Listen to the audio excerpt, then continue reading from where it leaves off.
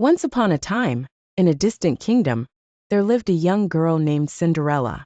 She was kind, gentle, and beautiful inside and out. But her life wasn't easy. After her mother passed away, her father remarried a woman who had two daughters of her own. Sadly, Cinderella's father soon fell ill and left her all alone with her wicked stepmother and stepsisters. Cinderella's stepmother was a cruel woman, intent on making Cinderella's life as miserable as possible. She forced Cinderella to don ragged clothes, clean the fireplaces, scrub the floors, and do all the chores while her stepsisters pranced around in pretty dresses, laughing at her misfortune. Despite her harsh life, Cinderella remained hopeful and never complained. She kept her dreams alive and believed that someday her kindness would be rewarded. One day, an exciting royal announcement spread throughout the kingdom. The king and queen were hosting a grand ball at the palace. All the young maidens were invited because the prince was looking for a bride. Cinderella, like every girl in the kingdom, wanted to go to the ball, wear a beautiful gown, and dance with the prince. But her stepmother laughed at her dream and forbade her to attend.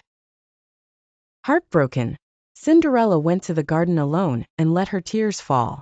Suddenly, a soft and gentle light appeared before her, transforming into her fairy godmother.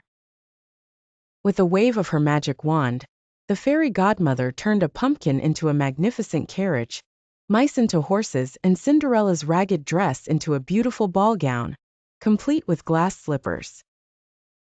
But there was one condition: the magic would expire at midnight. Cinderella arrived at the palace and instantly captured everyone's attention, including the princes. They danced all night, and Cinderella felt happiness like never before. But as the clock neared midnight, she remembered her fairy godmother's warning.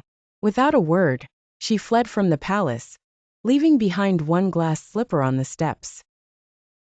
The prince was determined to find his mysterious dance partner, so he stopped at every house in the kingdom with the glass slipper. When he reached Cinderella's home, her stepsisters tried to fit their two large feet into the slipper without success.